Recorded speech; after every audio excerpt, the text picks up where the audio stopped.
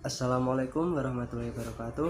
Perkenalkan, nama saya Feriawan Anas Saifullah dari 1253 Presensi 32. Pada kesempatan kali ini, kita akan belajar mengenai struktur DNA dan RNA beserta fungsinya. Langsung saja simak baik-baik video berikut. Deoksiribonukleik acid atau DNA mempunyai struktur yang terdiri dari suatu molekul besar kompleks dengan dua pita panjang yang saling berpilin membentuk heliks ganda atau double helix. Setiap DNA terbentuk dari ratusan hingga ribuan polimer nukleotida atau polinukleotida. Setiap nukleotida terdiri dari 1. Gula pentosa atau deoksiribosa yang memiliki 5 atom karbon.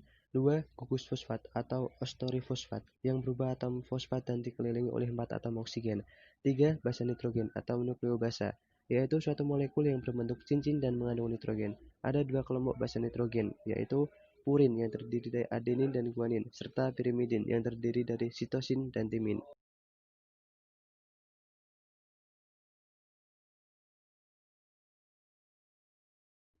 Ikatan kimia pada rantai DNA.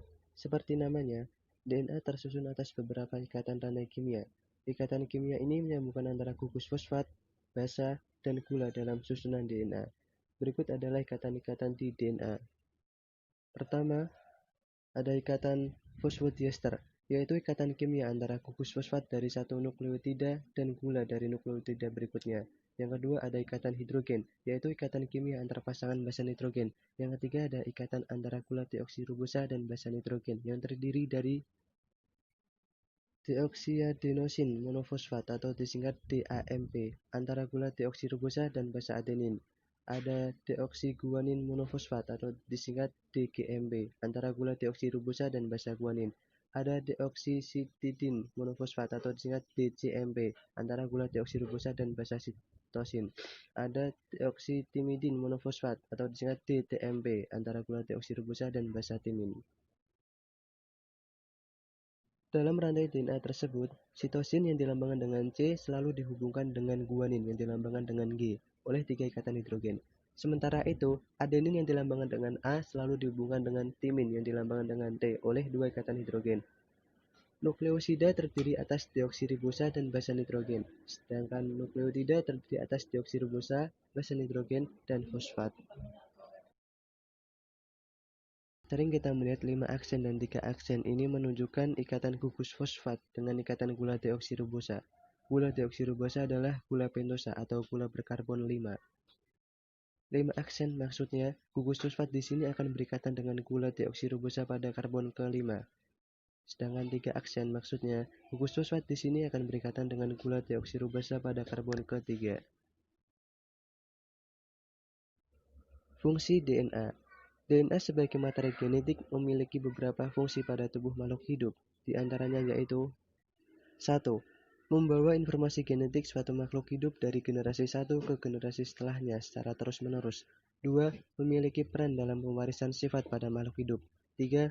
Mengekspresikan informasi genetik pada suatu organisme. 4. Menyintesis molekul kimia lain. 5. Menduplikasikan diri atau bereplikasi. Ribonukleik acid atau RNA. Berbeda dengan DNA, RNA merupakan rantai tunggal polinukleotida yang terletak di sitoplasma, nukleus, dan ribosom. Di sini juga terdapat gula yaitu ribosa. Jika DNA, gulanya adalah deoksiribosa. RNA juga tersusun atas basa nitrogen yaitu purin yang terdiri dari adenin yang dilambangkan dengan A dan guanin yang dilambangkan dengan G, serta pirimidin yang terdiri dari sitosin yang dilambangkan dengan C dan urasil yang dilambangkan dengan O. Yang membedakan DNA dan RNA adalah pirimidin yang tidak memiliki basa timin tetapi urasil. Macam-macam RNA. Ada dua macam RNA, yaitu RNA genetik dan RNA non-genetik. RNA genetik yaitu RNA yang berperan seperti DNA dalam membawa informasi genetik. RNA tipe ini hanya ada dalam beberapa jenis virus. RNA non-genetik, yaitu RNA yang hanya berperan dalam proses sintesis protein. RNA tipe ini ada dalam organisme yang memiliki DNA. Ada 3 macam RNA non-genetik, yaitu 1. RNA duta atau mRNA atau messenger RNA. RNA ini terbentuk melalui proses transkripsi di dalam inti sel oleh DNA. Fungsi dari mRNA adalah sebagai pembawa kode genetik atau kodon dari inti sel ke ribosom. Kodon sendiri adalah kode genetik yang dibawa oleh mRNA yang terbentuk dari triplet basa nitrogen yang berfungsi menentukan jenis asam amino. 2. RNA pemindah atau tRNA atau RNA transfer. Rantai tunggal pendek yang terletak di sitoplasma. Fungsi dari tRNA adalah sebagai penerjemah kodon dari mRNA dan pengangkut asam-asam amino dari sitoplasma ke ribosom. Disebut juga sebagai rantai antikodon. 3.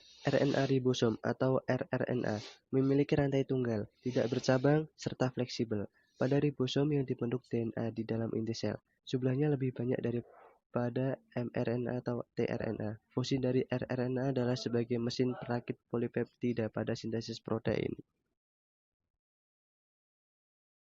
Fungsi RNA yaitu 1. RNA berperan dalam proses sintesis protein di dalam sel. Akan tetapi, pada beberapa jenis virus, RNA berperan seperti DNA untuk membawa informasi genetik.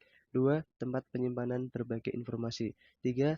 Perantara antara DNA dan protein di dalam suatu proses ekspresi genetik yang berlangsung di dalam organisme hidup. Sekian video pembelajaran dari saya. Apabila kalian suka, kalian bisa men-share video ini ke teman-teman kalian. Apabila kalian tidak suka, mohon kritik dan sarannya sampaikan ke kolom komentar. Apabila ada pertanyaan atau penjelasan dari saya yang kurang jelas, kalian bisa tanyakan langsung melalui nomor WA yang tertera di bawah ini. Wabillahi taufiq wal hidayah. Wassalamualaikum warahmatullahi wabarakatuh.